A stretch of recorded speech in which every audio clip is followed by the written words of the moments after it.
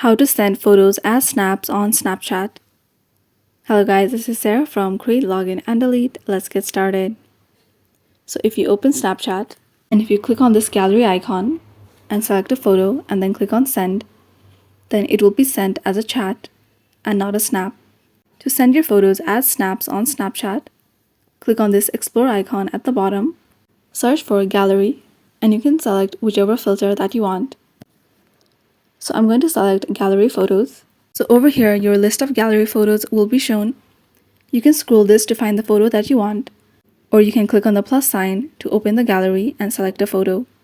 Once you do this, click on this icon right here, and it will be taken as a snap, and you can click on next, and you can choose who you want to send it to, and then click on send at the bottom. So you can see it says snap sent. So this is how to send photos as snaps on Snapchat. Thanks for watching till the end, and don't forget to like, share, and subscribe.